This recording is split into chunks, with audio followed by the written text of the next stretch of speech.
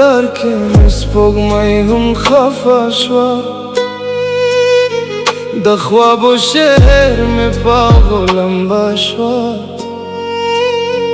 هر سحر دې په نوم پیلېږي زما زړه هر ماښام په غم کې ورانېږي زما دنیا تا چې لارې شوې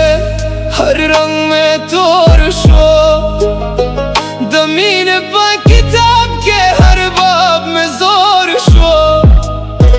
زبا ته په هر دعا کې غوړالم خو ته زما په قدر هیڅ کله پوه نشوې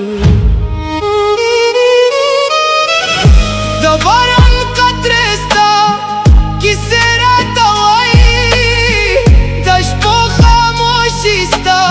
خندا راته ښایي باد زړه کې دی لا اوس کور جوړ دی خو ته لارې یې او هر څه مې وران دی زه به په هر انتظار باندې خوشحال وم ما به ګمان کاوه چې ته به راځې خو یو ورځ ته لرې شوې او زما په زړه کې دې د تنهایي سمندر پرېښودو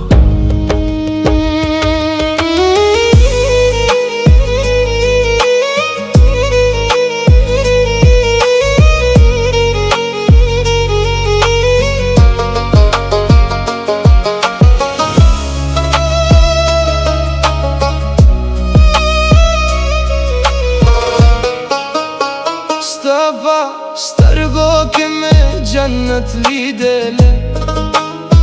ستا په خبرو کې مې ارمان ستالی خو چې تا زمانه مخ راوګرځاوه هر خوشي مې په غم بدله شوه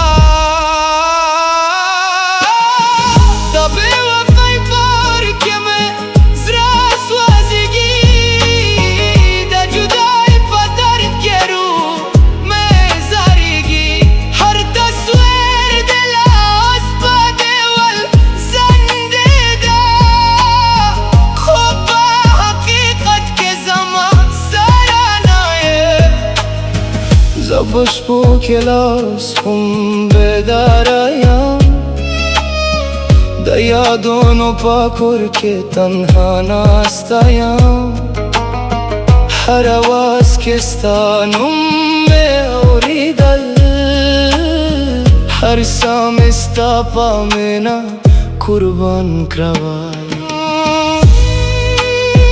خلک وایي وخت هر درد جوړوي خو هغه درد چې په مینه کې میل شي هغه هیڅ کله نه جوړیږي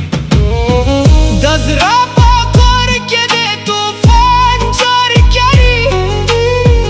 د خوابو شعر دراله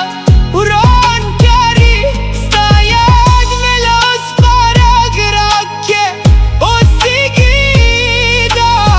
هر څه په شان مې روح کې غومېږي که ته راځې زه به هم په هغه ځای یم که ته ناراضه زه به هم په انتظار یم